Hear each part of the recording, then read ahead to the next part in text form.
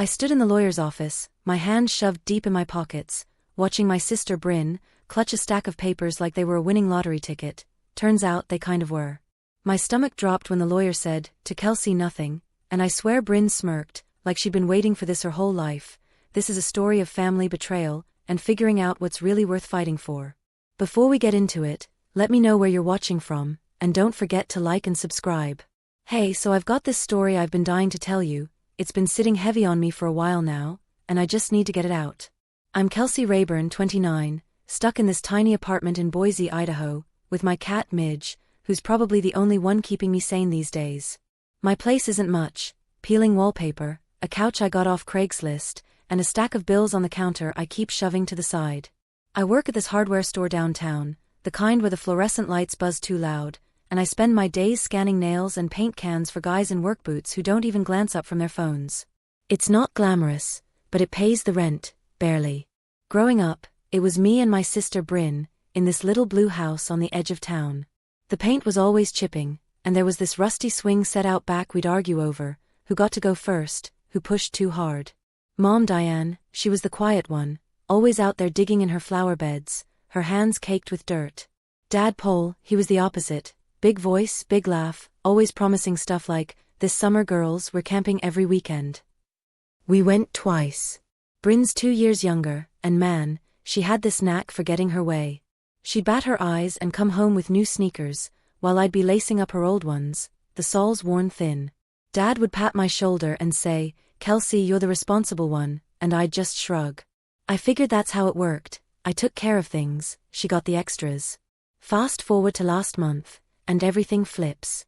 Dad had a heart attack, out of nowhere. 1 minute he's fine, the next he's gone. Mom passed a year before that, cancer, and it left this hole in us. After she was gone, I started dropping by Dad's place more, hauling grocery bags up his porch steps, tightening the faucet that kept dripping. I'd sit with him at the kitchen table, the one with the wobbly leg, and he'd sip his coffee, staring out the window. Bryn though, she'd roll in every few weeks from Seattle, where she sells houses and drives this sleek silver car that made Dad's eyes light up. She'd plop takeout on the counter, all smiles, going, "Look Dad, I closed another deal." He'd grin wide and say, "That's my girl," while I scrubbed grease off his plates. I didn't think much of it then, just Bryn being Bryn. Then he died. Hit me like a truck. I was the one on the phone with the funeral home, my voice cracking as I picked out a casket. Dark wood, simple, what I thought he'd like. I stood there in the parlor, hands stuffed in my jacket, watching them set it up.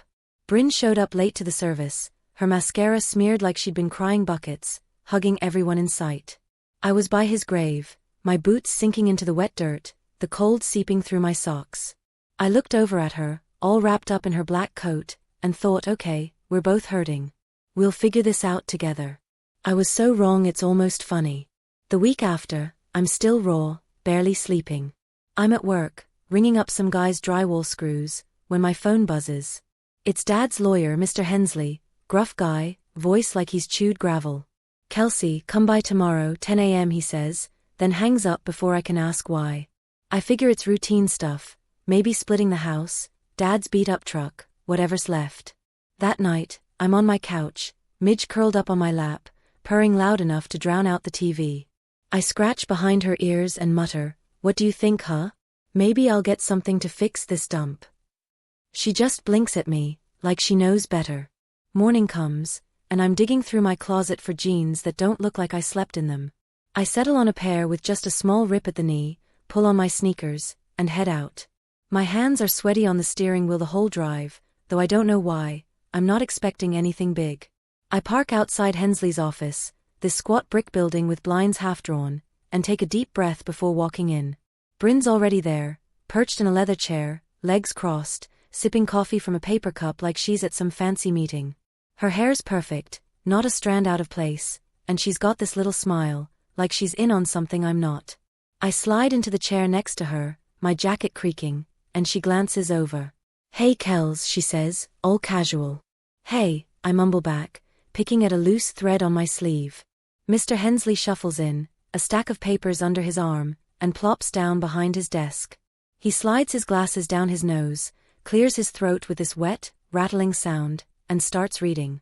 To Bryn Marie Rayburn, I leave the house, the savings account, and all personal belongings. My ears perk up. Okay, that's a lot, but there's more, right? I lean forward, waiting. Then he says it, to Kelsey Diane Rayburn, nothing. My chest locks up, like someone squeezed all the air out. I blink hard, thinking I heard wrong.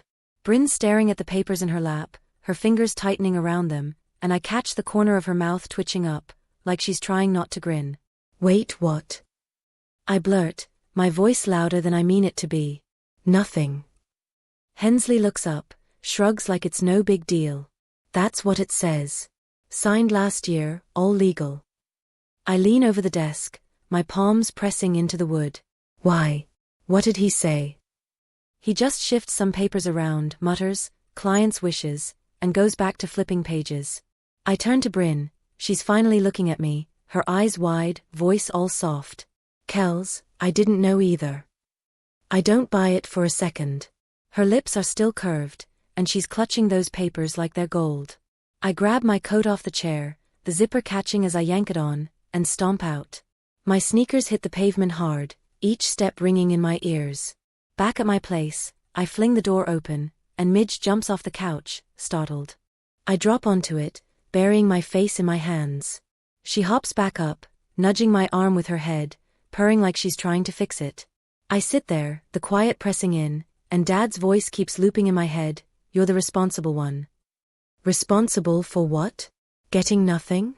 I get up, start pacing, then stop by this cardboard box in the corner, old stuff from Dad's I hadn't sorted yet. I dig through it, pulling out a photo, me and him fishing when I was 12. I'm all gap-toothed and grinning, holding a tiny trout, and he's got his arm around me, laughing. My throat tightens up, and I press my fingers into the frame, smudging the glass. Did he really think I didn't need anything? Or did Bryn twist him somehow? I toss the photo on the couch and slump down next to it, staring at the ceiling.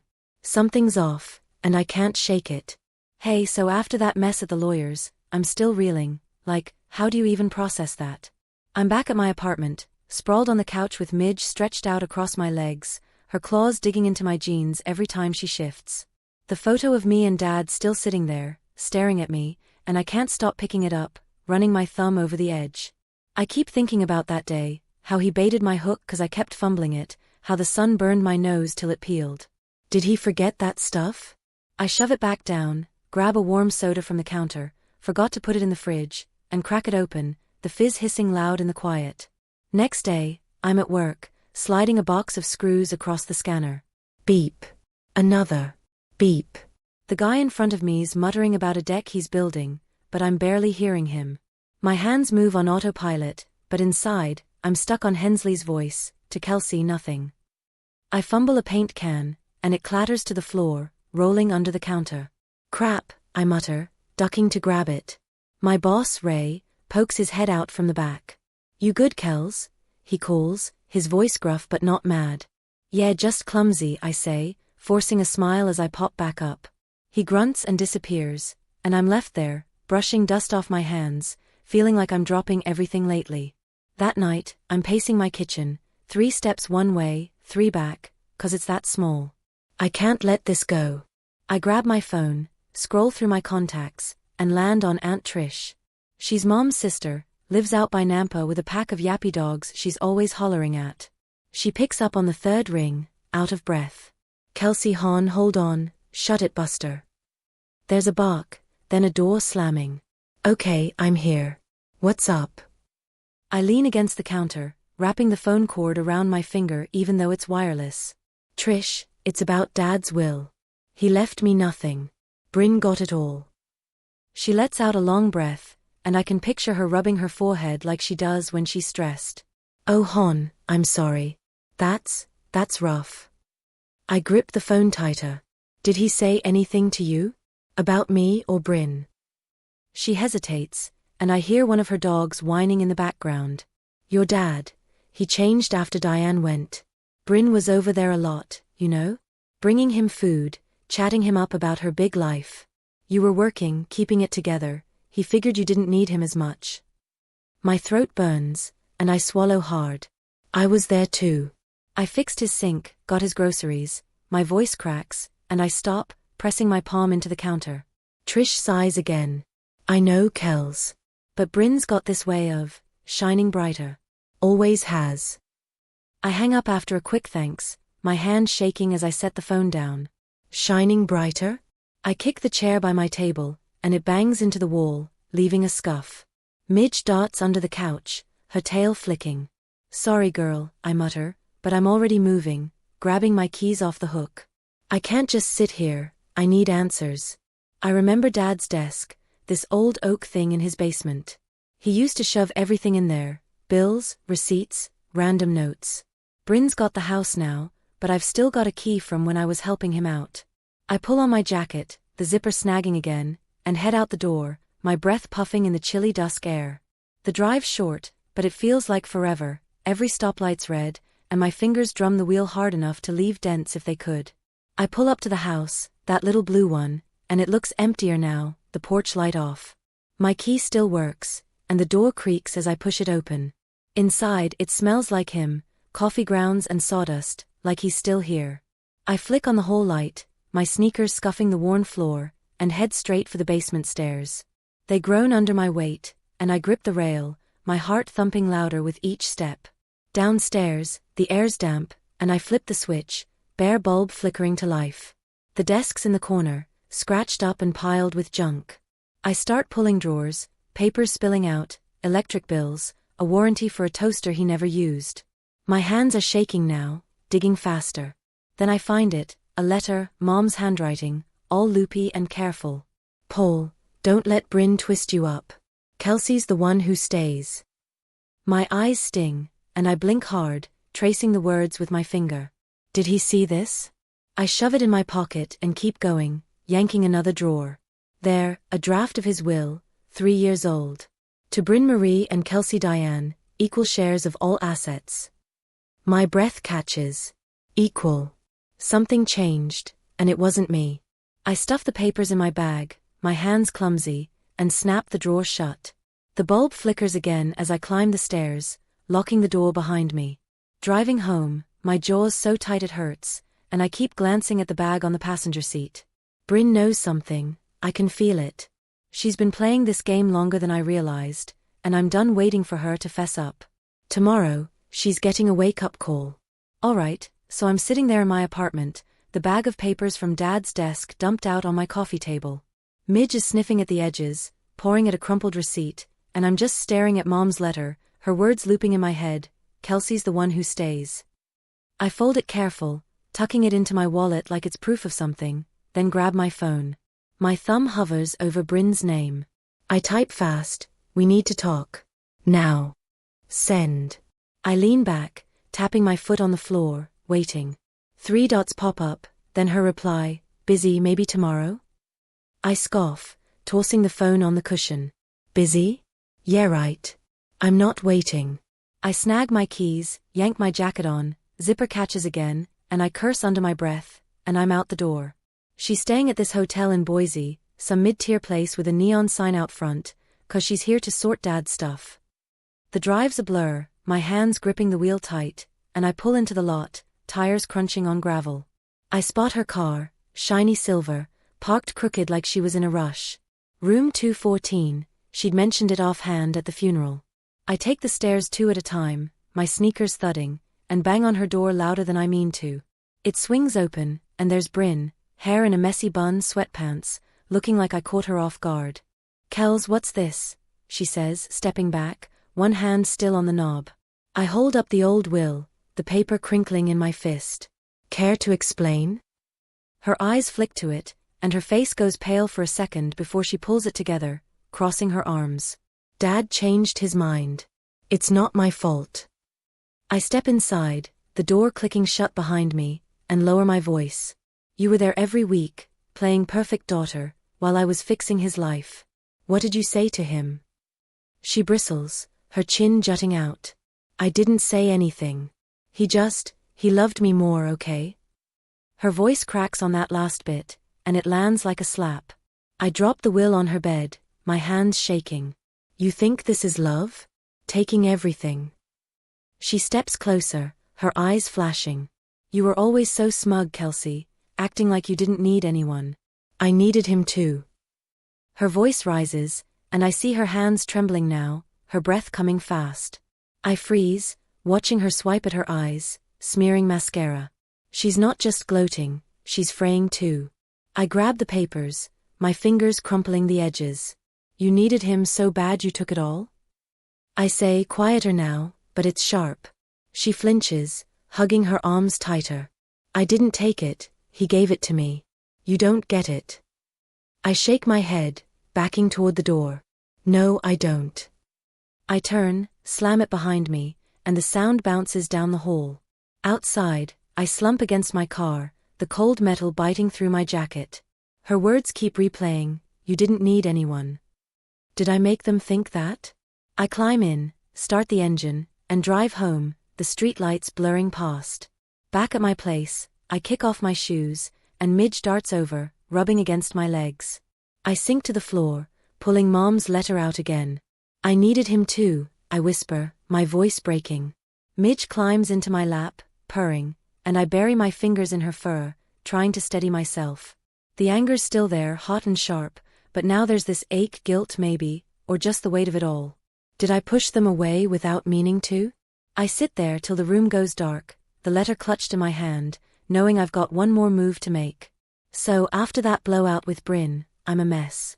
2 weeks drag by, and I'm barely holding it together. Work's a blur, just me scanning stuff and dodging Ray's "you okay?" looks. I'm back at my apartment now, pacing the tiny living room, Midge trailing me like she's worried. The bills on the counter are taller, and I shove them aside, grabbing that fishing photo instead. I trace Dad's grin with my finger, my chest tight. Today's the day, back to Hensley's office to sign off on everything. Bryn's taking it all, and I've got to decide if I'm fighting or letting go. I pull on my jacket, the same one with the busted zipper, and head out. The drive's quiet, just the hum of the engine and my hands flexing on the wheel. I park outside Hensley's, and Bryn's car's already there, gleaming in the sun. Inside, she's in that leather chair again, papers stacked neat in her lap, pen in hand. She glances up as I walk in, her face blank. Hensley's behind his desk, shuffling through files, that same gravelly cough cutting the silence. "Kelsey, good. Let's wrap this up," he says, sliding a form my way. I stand there, staring at it, my hands jammed in my pockets. "That's it, huh?" I say, my voice flat. He grunts, pushing his glasses up. "All done last year. You can contest it, but," he trails off, like he knows I won't. I look at Bryn, she's tapping the pen on her knee, her lips pressed tight.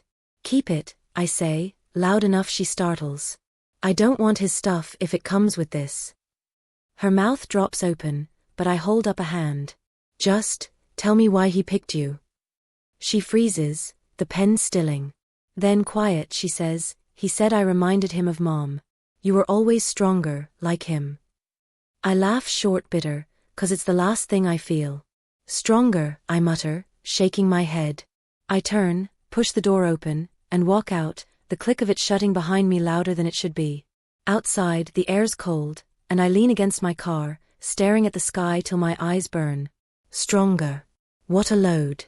Back home, I drop my keys on the counter, and Midge hops up, meowing like she's been waiting. I scoop her up, sink onto the couch, and pull that photo out again.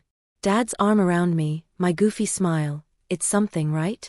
I grab a cheap frame from a drawer, one I got at a yard sale, and slide the picture in, my fingers smudging the glass. I hang it by the couch, stepping back to look. Bryn's got the house, the cash, but this, it's mine. Proof I wasn't nothing to him once. Later, I'm scrolling my phone, restless, and land on Trish's number. I hit call before I can overthink it. "Hey Kels," she answers, dogs barking wild in the background. "You free for lunch?" I ask, my voice steadier than I expect. "Always for you," she says, and I can hear her smile. We meet at this diner off the highway, greasy burgers, chipped mugs, and she slides into the booth across from me, her coat shedding dog hair. "You holding up?" she asks, popping a fry in her mouth. I shrug, poking at my food. "Trying." She reaches over, squeezes my hand. "You're enough, Kels. You always were." I look at her, really look, and something settles in me. Bryn can have the stuff, I'm done chasing what's gone. I've got this right here, and I'll build from it, piece by piece. Alright, so here's where it all lands. I'm back at Hensley's office, 2 weeks after that last showdown, and it's final today. Bryn's signing the last of it, taking everything. I'm standing there, hands in my pockets, watching her grip those papers like they're her lifeline. My stomach's churning, but I'm not shaking anymore. I've been up all night, Midge curled against me, thinking it through, fight or walk. I could lawyer up, drag this out, but I'm bone tired. Hensley's at his desk, coughing into his sleeve, sliding the final form my way. Last chance, Kelsey, he says, peering over his glasses. I glance at Bryn. She's in a crisp blazer now, hair pulled back, looking every bit the winner. Keep it, I say, my voice steady. She jerks her head up, eyes wide. I don't want his stuff if it comes with this. She starts to say something, but I cut her off with a raised hand. Just tell me why he picked you. Her pen stops tapping, and she looks down, picking at a nail. He said I reminded him of Mom, she says, almost a whisper. You were always stronger, like him. I let out this sharp laugh, can't help it. Stronger, I say, shaking my head. That's rich. I turn, push through the door, and let it click shut behind me. The air outside hits my face, cold and sharp, and I stand by my car, staring at the chipped paint on the hood. Stronger. I climb in, crank the engine, and drive home, the words rattling around in my skull. My place is quiet when I get back. Midge greets me with a lazy stretch, hopping off the couch. I toss my keys on the counter, the bill still looming there, and grab that fishing photo off the wall. I sit with it, legs crossed on the floor, Midge nudging my knee. Dad's grin, my goofy kid smile, it's not nothing. I dig out that frame again, slide the picture in, and hang it back up, wiping the glass with my sleeve. Bryn's got the house, the savings, but this? This is mine. Proof I mattered to him, even if he forgot it later.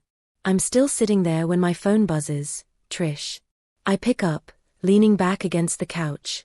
Hey, you free tomorrow? She asks, her voice cutting through the dog chaos on her end. Yeah, I say, scratching Midge's head. Lunch. You got it, she says, and I hear the warmth in it. We meet up the next day at that diner, greasy fries, coffee that's too strong. She slides in across from me, her coat shedding fur again, and grins. You look better, she says, snagging a fry. Feel better, I admit, sipping my drink.